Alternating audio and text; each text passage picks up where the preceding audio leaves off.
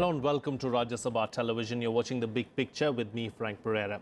Prime Minister Narendra Modi on Tuesday pushed for an Asia-Africa growth corridor supported by Japan and India, a pitch coming days after China's ambitious One Belt, One Road initiative taking off.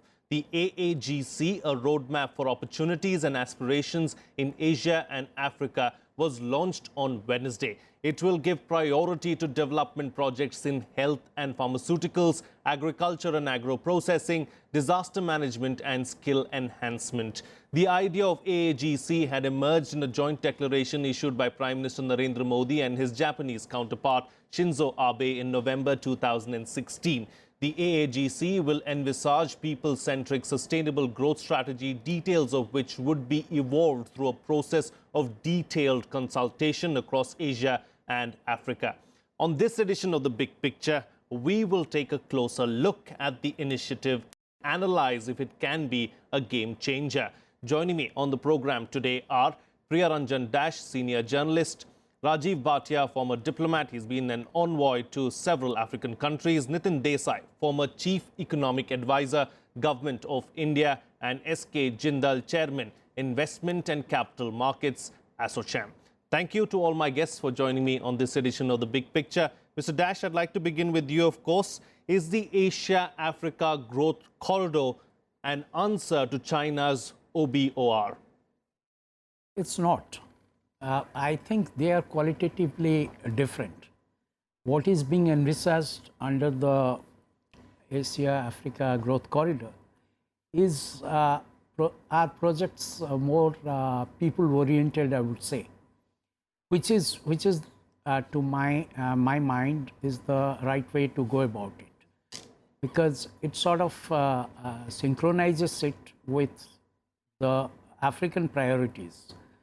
So be it in health, agriculture, education, skill development, in those kind of sectors, rather than the one belt, one road kind of infrastructure, whether sustainable or not sustainable, those kind of infrastructure development projects. So say this is qualitatively different, and this sort of also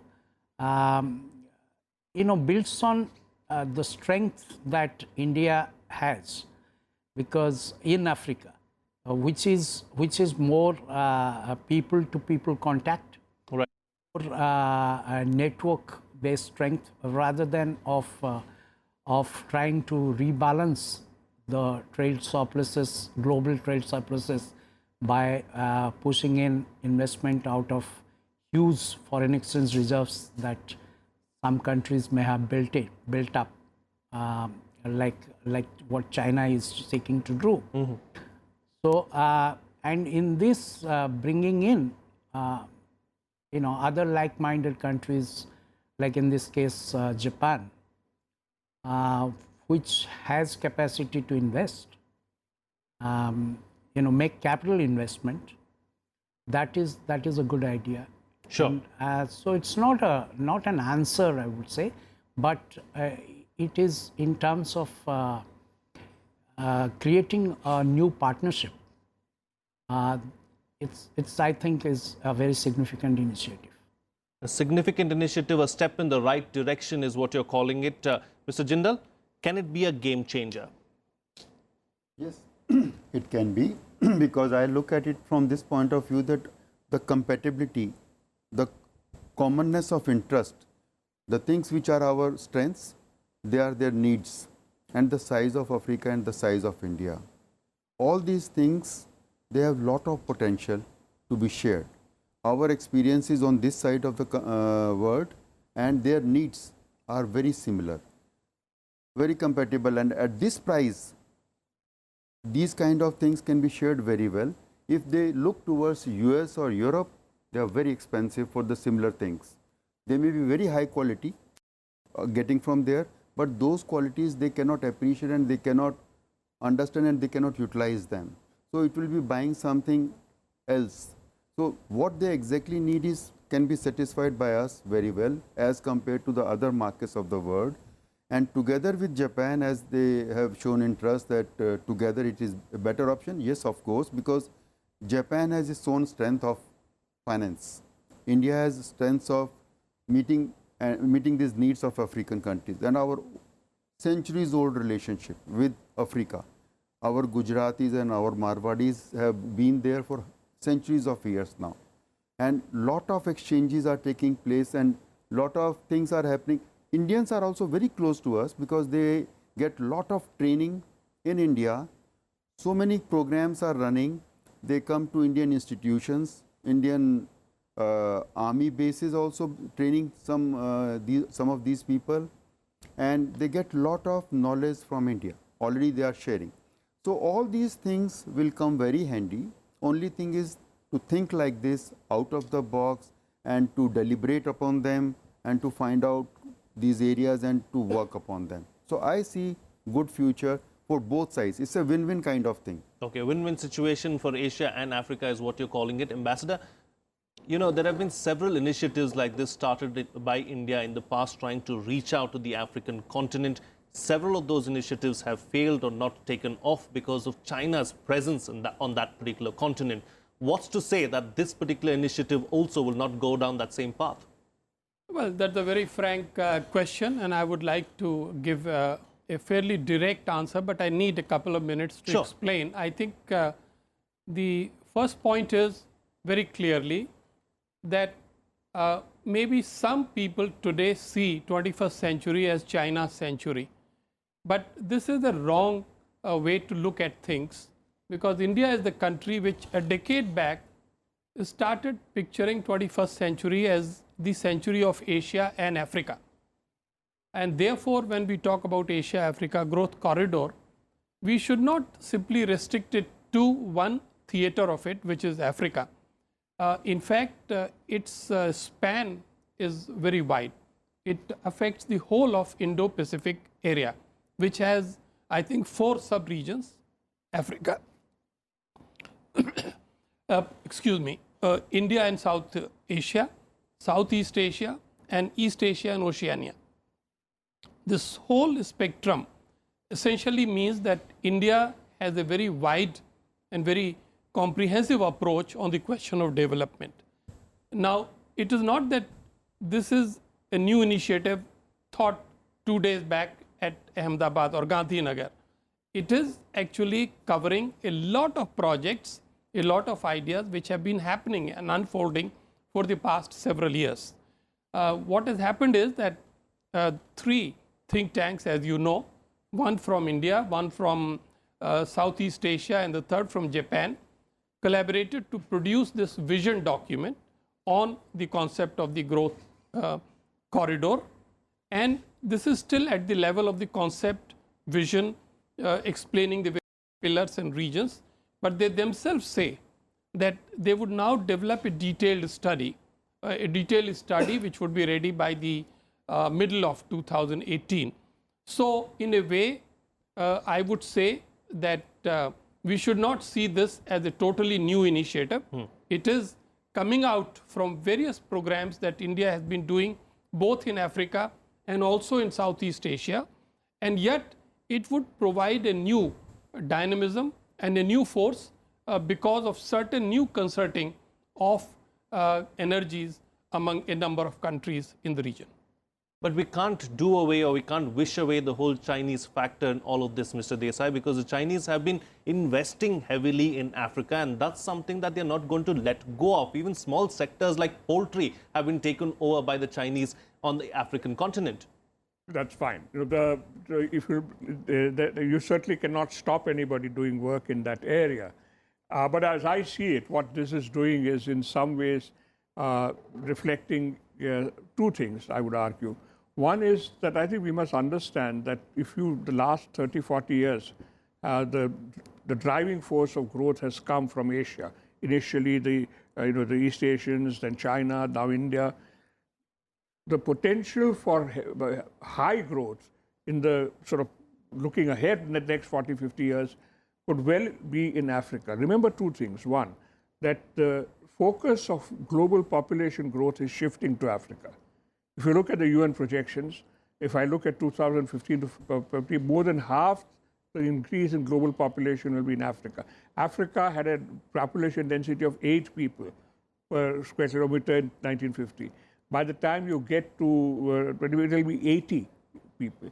It's a huge area, huge area. It's basically, you can take the United States, the European Union, India, China, and Japan, and fit them all comfortably in the landmass of Africa. It has massive infrastructure requirements. It will have massive requirements for human development. So I would say the potential for work in Africa is there, and there's room for everybody. What I would also say is what was said earlier, that this is not an infrastructure-oriented scheme. I didn't hear the word infrastructure when the scheme was mentioned. Yes. It was pharmaceuticals, agro-processing, skill development, people-to-people contact. It's a very different type of project, it's orientation from what the OBOR is. The third point I would quickly is there a scope for this kind of a... I'd say that it's, frankly, if I want my frank opinion on this, I would say it is suitably modest. In the sense, there's no point in our getting into a frame where we are going to throw the vast amounts of cash which China is throwing, 178 billion or something like this. At OBOR, we just don't have that.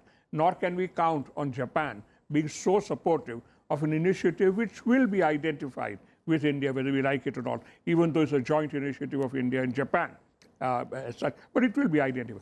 The key point here is that China's OBOR is oriented at the Eurasian mainland. This one is very much an Indian Ocean-oriented initiative. And that's logical and for us. This is our bailiwick, the Indian Ocean. And it's perfectly correct that we should be trying to strengthen things in this area. And as somebody, Mr. Bhatia pointed out, the vision itself mentions we are not just talking of Asia, India, Africa, but we are talking of connecting Africa with Asia. It specifically mentions Southeast and East Asia also. And the very fact that an Southeast Asian research institution has been involved. So I'd say the process of this initiative looks very different. It is much more collaborative, much more consultative, more focused on relatively, I would say, less expensive projects, which are focused more on people capacity building. But I hope that this will really also provide a strong incentive for Indian business to get involved, because Africa is the future growth area. Sure. And this is what I hope will happen. That instead of a government-driven thing with vast amounts of public money being thrown at a problem which is not within our means, I'd say that this is something where I would say start with this, but also then get Indian industry, Indian corporates far more interested in Africa. They already are, but in a less exploitative form. I don't want them to go there and buy land and all that. Sure. There's tremendous potential in Africa is what you're saying, and there is room for everyone. There is room to be for everyone, accommodated. and yes. we are focusing on the right thing. Right, right. Let's take the discussion forward. Now, Mr. Dash, as far as this particular partnership is concerned, the AAGC, what kind of partnership can India expect to get? Of course, Japan and India have both said that this is going to be, a joint exercise. They're going to do it together. Who else could get on board as far as AAGC is concerned? Well, it is envisaged already that US could be a partner in this, specifically in agriculture. In agricultural research and development, for instance. You see, basically what the growth corridor trying to do is concentrating more on human development, which is sort of the priorities are not very different.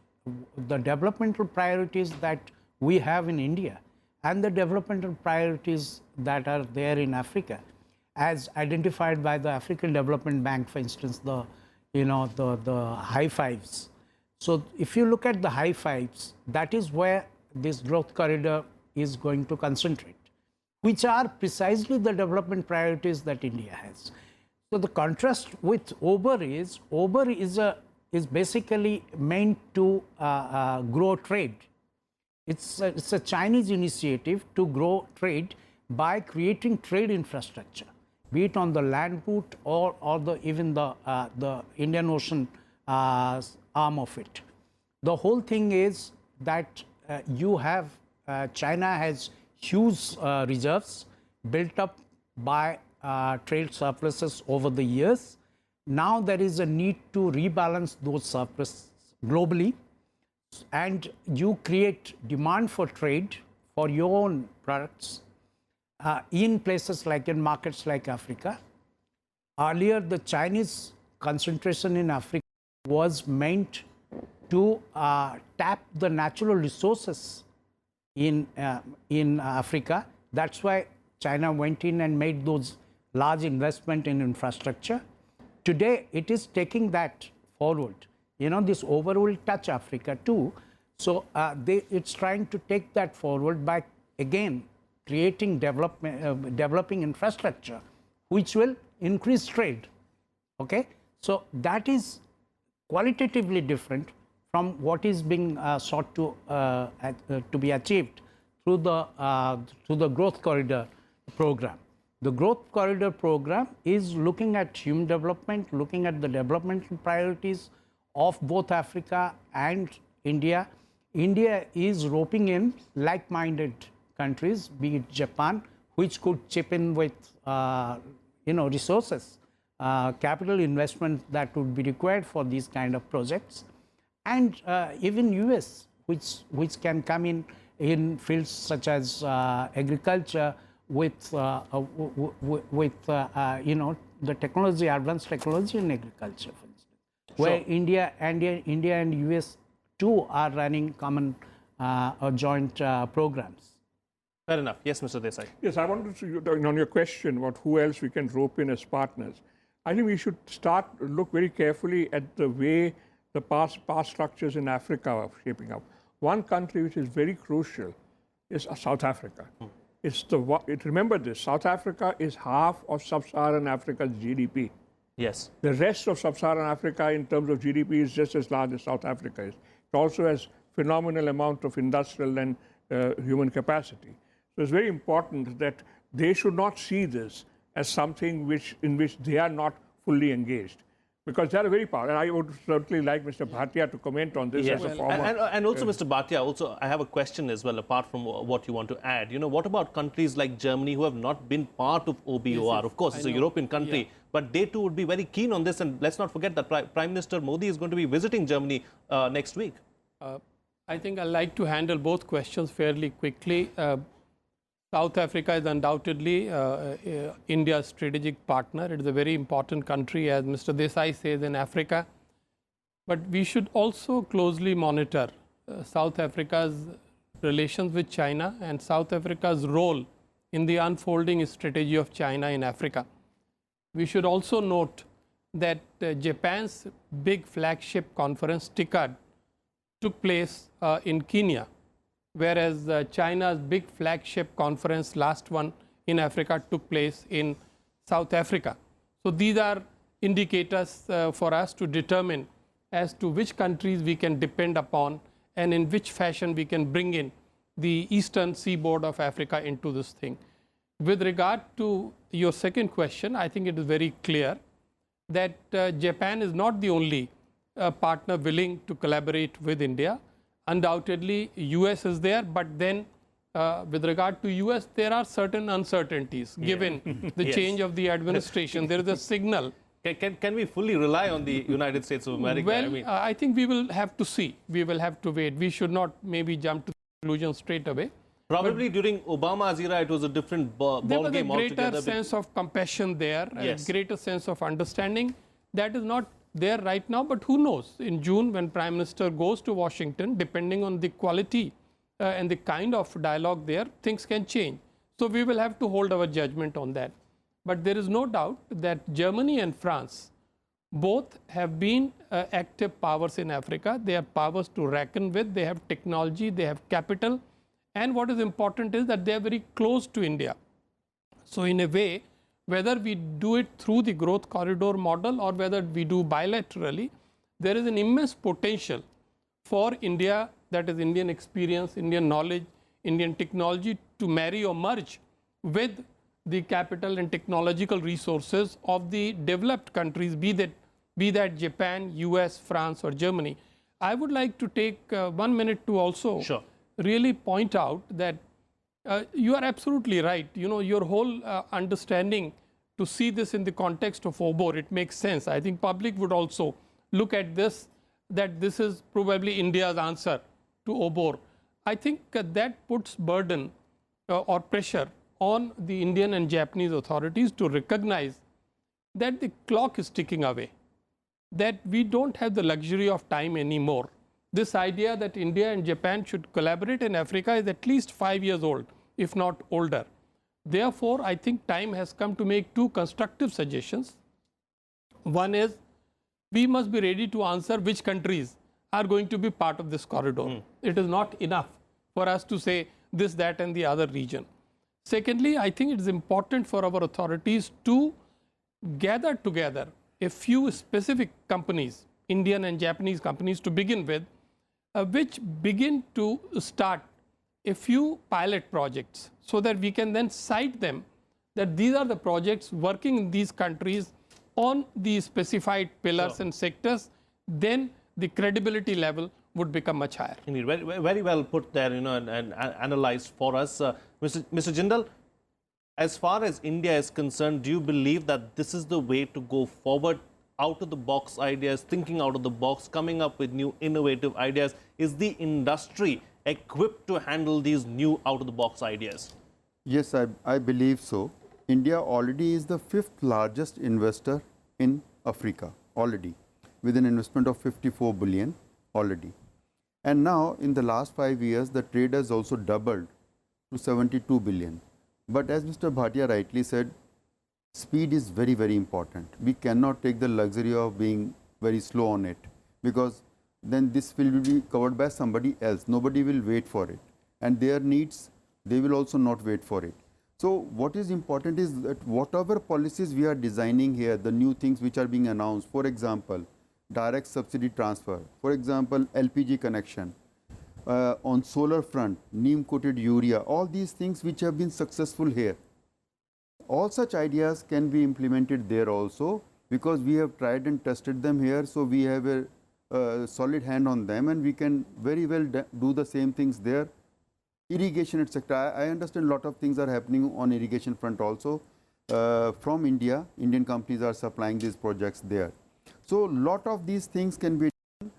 As much ground we want to cover, we should be working very fast in this area, because potential is like ocean-like thing. Yeah, such a huge thing. I think that's the key that has come out of this debate, that there is tremendous potential in Africa and there is room for everyone. The continent has enough space to accommodate everyone as well. I'm going to get final round of comments from all my guests, but very quickly we'll all have to sum it up because I'm running out of time. 1 minute each to all my guests. Mr. Dash, your concluding remarks. Well, as I said, it's a very significant initiative, and it's been on card for some time, as was pointed out, and it's true that you have to move fast in this. But good thing about it is it tries to build on the traditional strength that and the openings that we already have with Africa, and it builds on the priorities both the African continent and India, the development priorities of both countries, and our needs are being matched, and which is a qualitatively different program altogether from the essentially trade growing program of China. And so I think that this partnership should do well going forward. Sure, okay. Mr. Desai, are we seeing a realignment of world powers really, and everything changing, or is it too much, is it too strong a word to say that? But let me just quickly mention two things. One, be open-minded in terms of what you can learn from Africa. For instance, Kenya has a better system of mobile-based payments than we have. Be open-minded enough to learn from this. Second, you mentioned people-to-people contact. That's very important, much more so in our country, where we've had some very unfortunate episodes with African students. And it's, I think, terribly important that the government should recognize that in our country also, we have to do a lot of work in terms of sensitizing people, to what Africa is, civilized, it's the civilization of Africa, the potential of Africa, so that the mindset in this country also starts changing. Ambassador, where are the challenges going to lie? Well, the challenges are very much pertaining to the way India deals with international developments. First of all, I think we should recognize that in the past decade or so, India has connected extremely well with Africa. And more importantly, in the past 3 years, Africa has connected very well with India. I think the summit in 2015 and now in 2017, African Development Bank coming and holding its annual meeting in Gujarat are tremendously important developments. So we should draw confidence from it. But this also means that we should be listening to African voices more. We can certainly offer them anything that is successful in India as long as they want it in the manner in which they want it. My second point is to express complete agreement with Mr. Desai, but slight disagreement also. It is not just the government that will have to do whatever it can to improve the quality of our welcome and consideration to African people. I think it is incumbent on the Indian people themselves, on ourselves, to recognize that Africa is trying to connect with us, and it is therefore our duty to reciprocate, to welcome, to reciprocate, to be compassionate, and to be correct. Sure. Mr. Jindal, close the show for us with your concluding remarks. My experience, I know a lot of entrepreneurs who are doing very successfully in Africa, who are active only in Africa. They are not active other places. So they know the needs of that place and they are able to fulfill them. So that potential gets confirmed from there. Only thing is, if we can expedite creation of this corridor as soon as possible, when highway is there, then you work very fast and things become very efficient. So as soon as it can happen, it will be very helpful to create these kind of volumes which we are looking for. Sure. OBOR already has a head start, so timing is of essence as far as AAGC is concerned. On that note, I'll have to put a wrap to this edition of The Big Picture. I'd like to thank all my guests, Priya, Ranjan, Rajiv, Bhatia, Nitin, Desai, SK Jindal. Thank you so much, gentlemen, for being with me on the program and putting things into perspective for us. That's all the time we have. See you again next time.